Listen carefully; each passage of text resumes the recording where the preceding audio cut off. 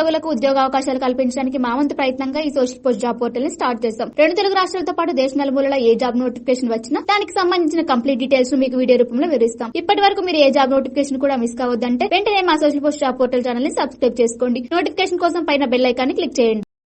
AP DSC notification కోసం ఆసక్తిగా ఎదురుచూస్తున్న అభ్యర్థులకు మరొక గుడ్ న్యూస్ ను మీ ముందుకు తీసుకొని వచ్చాం. ప్రస్తుతం ఉన్న ఖాళీలను త్వరలోనే భర్తీ చేయడానికి ప్రభుత్వం యుద్ధ ప్రాతిపదికన చర్యలు తీసుకుంటుందని విద్యాశాఖ మంత్రి లోకేష్ ప్రకటించారు. ఎంతో మంది నిరుద్యోగుల కలల నోటిఫికేషన్ అయిన డిఎస్సి 2024 విడుదలకు ఈ ప్రకటన ఒక గొప్ప సంకేతమని చెప్పుకోవచ్చు. ఇక ఈ నోటిఫికేషన్ వెనుక ఉన్న పూర్తి వివరాలు, ప్రభుత్వం తీసుకుంటున్న కీలక చర్యలు, ఎలాంటి మార్పులు చోటు చేసుకుంటున్నాయి, వీటన్నింటిపై పూర్తి అవగాహన కలిగించడానికి ఈ వీడియోను మీకోసం రూపొందించాం. డిఎస్సి 2024 నోటిఫికేషన్ త్వరలోనే రాబోతుందని విద్యాశాఖ మంత్రి లోకేష్ బుధవారం శాసనసభలో ప్రకటించారు. వచ్చే ఏడాదిలోగా ఖాళీగా ఉన్న ఉపాధ్యాయ పోస్టులన్నింటినీ భర్తీ చేయాలని ప్రణాళికాబద్ధంగా పనిచేస్తున్నామని ఆయన పేర్కొన్నారు. ఉపాధ్యాయ ఉద్యోగాల కోసం ఎంతో కాలంగా ఎదురు చూస్తున్న అభ్యర్థులకు ఇది ఒక సంతోషకరమైన వార్త. ఈ నోటిఫికేషన్ కోసం చాలా మంది అభ్యర్థులు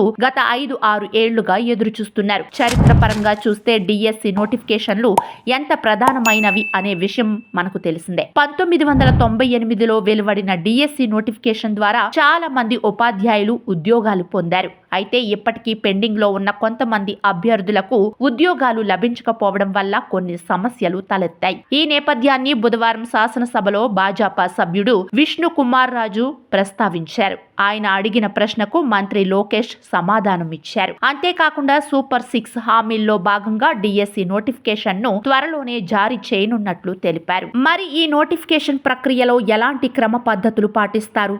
ఈ సందర్భంగా లోకేష్ ఓ ముఖ్యమైన అంశాన్ని ప్రస్తావించారు. నోటిఫికేషన్ విడుదల సమయంలో ఎలాంటి న్యాయపరమైన చిక్కులు తలెత్తకుండా ముందస్తుగా తగిన చర్యలు తీసుకోవాలని అధికారులకు సూచించారు. ప్రభుత్వ పరంగా చర్యలు తీసుకోవడం ఎప్పుడూ కేవలం ప్రకటనలతోనే పరిమితం కాకుండా చట్టపరమైన సమస్యలు తలెత్తకుండా చర్యలు తీసుకోవాలని ఆయన తెలిపారు. మరి ఈ చర్యలు నోటిఫికేషన్ ప్రక్రియకు సజావుగా సాగేలా చేస్తాయా? ఇలాంటి సమయంలో ప్రభుత్వ చర్యలు ఎలా ఉండాలని మీరు అనుకుంటున్నారో కామెంట్ లో తెలపండి.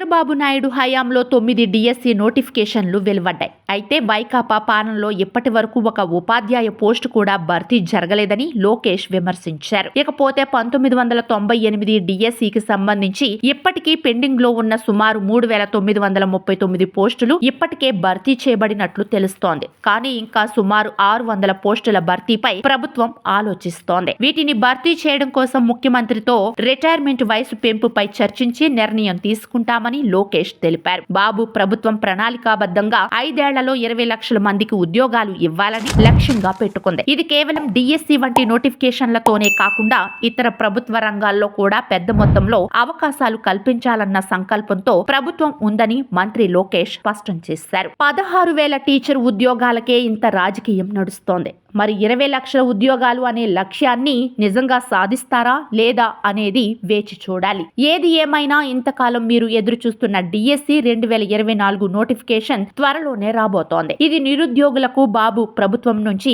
ఒక స్టార్టింగ్ బంపర్ ఆఫర్ అని అనుకోవచ్చు. మీ అభిప్రాయాలను, సందేహాలను కామెంట్స్ లో తెలియజేయండి. ఈ వీడియో నచ్చితే లైక్ చేసి షేర్ చేయండి. ఇలాంటి మరిన్ని అప్డేట్స్ కోసం మా social post job portal YouTube channel ను సబ్స్క్రైబ్ చేసుకోండి. నోటిఫికేషన్ బెల్ ను ఆన్ చేయడం మర్చిపోవద్దు.